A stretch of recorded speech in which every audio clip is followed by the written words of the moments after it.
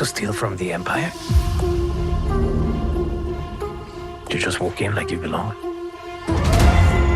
They're so proud of themselves. So fat and satisfied.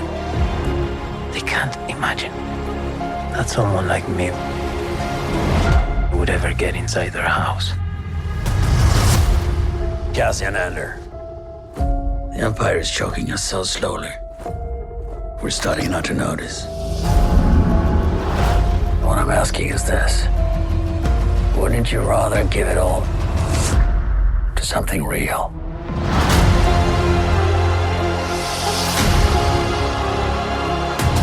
I need all the heroes I can get. For the greater good. Call it what you will. Let's call it war. There's fermenting out there, son. Pockets of fermenting. You're in my net. Are you a fish? Or are you a thief? You're slipping. I'm not slipping. I've just been hiding for too long.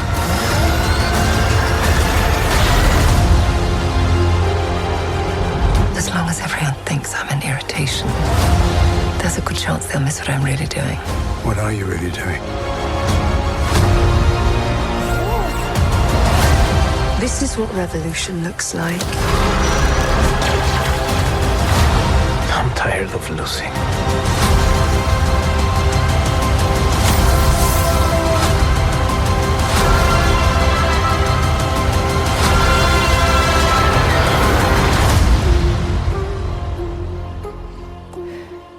Our opening clip was the trailer from Andor, a series that's on the watch list of this week's guest, the fearless Erin Reed, a real-life member of the Rebel Alliance and one of the most essential journalists working today.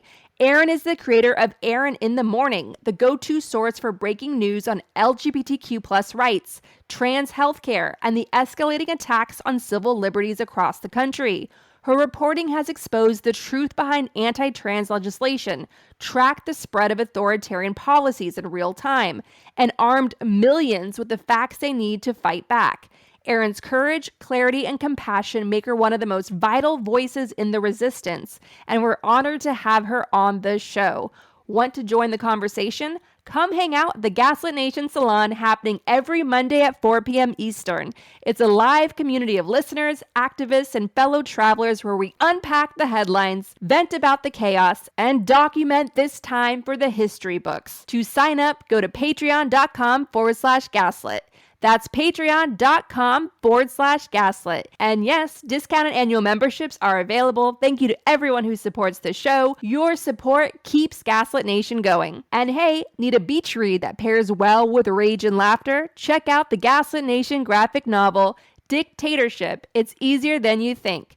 Follow our delightfully shady narrator, Judge Lackey, as he fumbles through the step-by-step guide to becoming and trying to stay a dictator, dodging accountability while panicking over activists and journalists. Read it at your local library or bookshop.org. Now, a message from Judge Lackey. So you want to start a cult? Every great dictator has one. Learn how to get the money, get the power, get the women by starting your own cult today. Read the best-selling graphic novel from those heathens at Gaslit Nation. Dictatorship. It's easier than you think. Almost too easy. And now, here's the Gaslit Nation Self-Care Q&A with Erin Reed.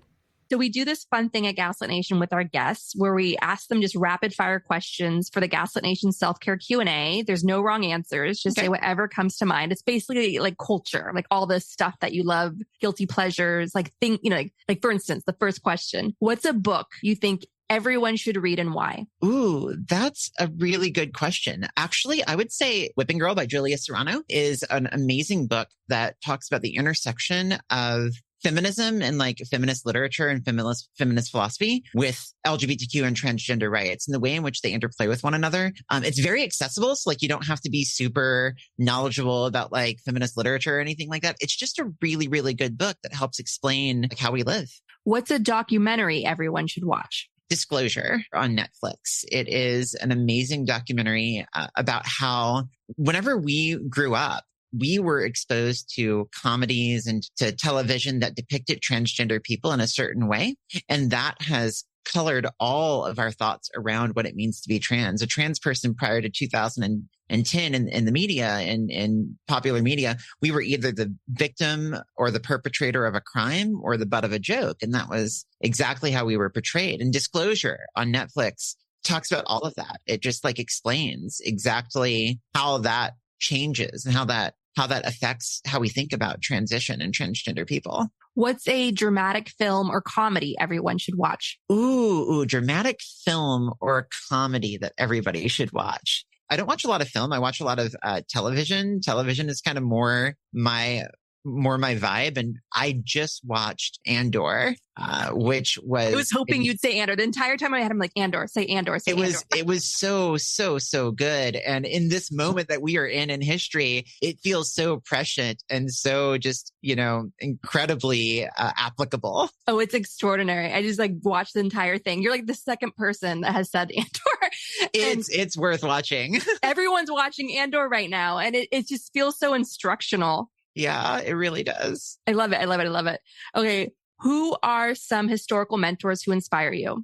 Ooh. So like, I love, one of the things that I really love is transgender history. And so I recently just wrote about transgender history for the month of Pride. And there are historical figures that you never, ever learn about in school who were trans. So there's this one that inspires me, a trans woman from the 1700s named Chevalier Dion.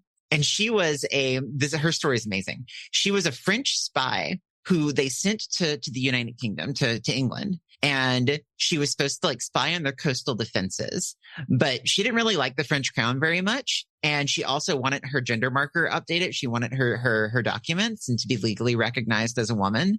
And so she turned double agent. She extorted the French crown and got them to give her gender marker. She then was able to live the rest of her life as a woman. She was also a great fencer. So, you talk about trans people in sports. One of her famous things that she would do is she would fence like nobles and would often win. She played chess often. She was really good at it. Another thing that was really interesting is that the way in which she legally sort of managed to transition in the United Kingdom is when she went over to the UK, she had seeded rumors that she was actually a woman disguising herself as a man. And therefore, she was just switching back. Like, that's all she was doing. She was going back to what she was originally, but she was assigned male at birth. They found out after her death. And her whole story is just incredible. I love trans history. There's like dozens of people like this in history that are just amazing to learn about. Oh, that's so cool. I'm a filmmaker, so I mine history for dramatic film. Now, so I'm going to put her on my list. Someone doesn't beat me to her. But I think that's part of the solution. Like, you really need to start creating a lot of pop culture, right? Of figures like this. Like the next Bridgerton could be like some trans woman doing crazy shit throughout history. You know what I mean? Yeah. Another thing interesting about Chevalier Dion is that the first trans healthcare clinic, the Institute of Sexology in Berlin, in Germany, back in the early 1900s, they called being trans Eonism after her because she was like somebody in history that they could point back to that was like, we've existed. We've always been here. Exactly. We need to get like a room full of like deeply funded trans people or like allies and creators and just produce films and TV series about these people. Absolutely. Like, that's really like part of the, if we can get like a gripping series going and getting all of the people across the country, like binge watching like a trans Game of Thrones or, you know what I mean? Yeah, definitely. But that's it. We have to brainstorm on that one. What is the best concert you've ever been to? So I used to go to concerts a lot.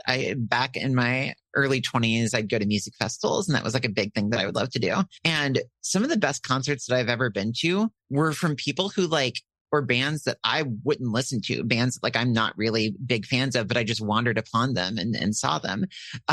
Believe it or not, the best concert I've ever been to was a Pearl Jam concert in I believe it. Bonnaroo 2008. And wow. it was incredible. I remember there was this one moment where he was singing Love, Rain on Me, Rain Over Me. And then the whole crowd was singing Rain on Me. And then like in the background, some storms rolled in and it started raining. It was like, I get goosebumps just thinking about it. It was just so cool. That's it was incredible. So cool. Yeah. What are some songs on your playlist for battling the dark forces? Oh, no, that's really funny because believe it or not, I am a Dungeons and Dragons DM. And so I often run D&D games. Now the funny thing about that though, is that most of the D&D sort of things that I do are the songs are going to be, instrumental. So I'm going to actually open my playlist right now and let's see what have I been listening to lately? Oh God, it's all instrumental because I do D&D too much. It's a soundtrack. It's a movie soundtrack to your it's all just like, and movie soundtracks are like a big thing for me. Like for me, whenever I'm writing too, like having like some epic movie soundtrack stuff in the background, like Lord of the Rings soundtrack is just great. I love that. Who or what inspires you to stay engaged and stay in the fight? My wife and son, like Zoe gives me hope every single day. And she, if nothing, is a wellspring of hope. Like that's one of the things that she's always been good at, is holding on to hope. And then my 9-year-old, like we have a 9-year-old kid and I want him to grow up in a world where his friends are free to be himself, where he's free to be himself, where, a world better than the one that I entered. And that's why I do everything that I do. It's because my family is so important to me. What's the best advice you've ever gotten? Whenever I was younger, I had a math mentor who lived next door. He was a math teacher. I was really good at math growing up. Math was like my subject.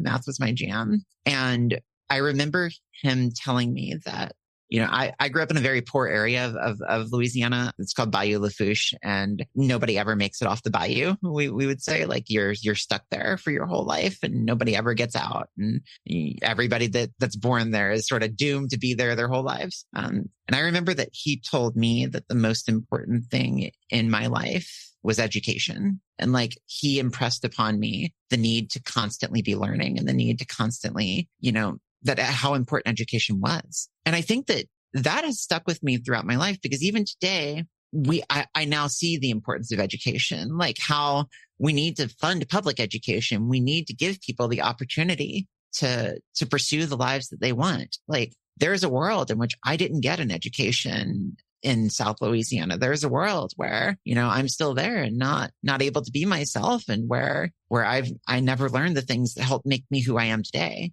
And so I think that the importance of education and how important it was for me personally to heed that advice, to continue to learn, to always be learning, was really important.